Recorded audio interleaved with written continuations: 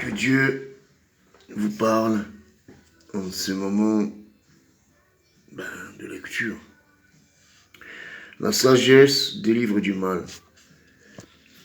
Mon fils, si tu reçois mes paroles, et si tu gardes avec toi mes préceptes, si tu rends ton oreille attentive à la sagesse, et si tu inclines ton cœur à l'intelligence, oui, si tu appelles la sagesse et si tu élèves ta voix vers l'intelligence, si tu la cherches comme l'argent, si tu la poursuis comme un trésor, alors tu comprendras la crainte de l'Éternel. Et tu trouveras la connaissance de Dieu. Car l'Éternel donne la sagesse, de sa bouche sortent la connaissance et l'intelligence. Il tient en réserve le salut pour les hommes droits.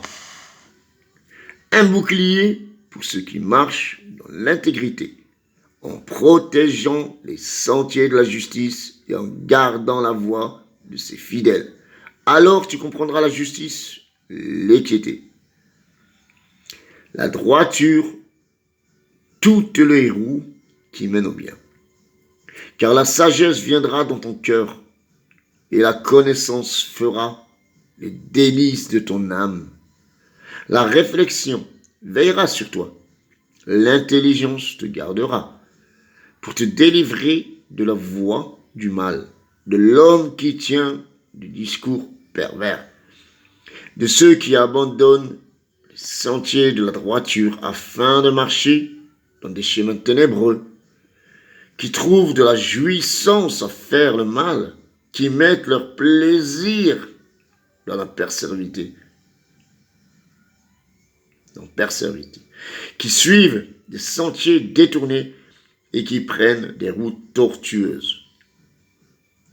Pour te délivrer de la femme étrangère, de l'étrangère qui emploie des paroles doucereuses, qui abandonne l'ami de sa jeunesse et qui oublie l'alliance de son Dieu, car sa maison penche vers la mort et sa route mène chez les morts. Aucun de ceux qui vont à elle ne revient et ne retrouve les sentiers de la vie. Tu marcheras ainsi dans la voie des gens de bien. Tu garderas les sentiers du juste, car les hommes droits habiteront le pays. Les hommes intègres y resteront, mais les méchants seront retranchés du pays. Les infidèles en seront arrachés. Amen. À méditer.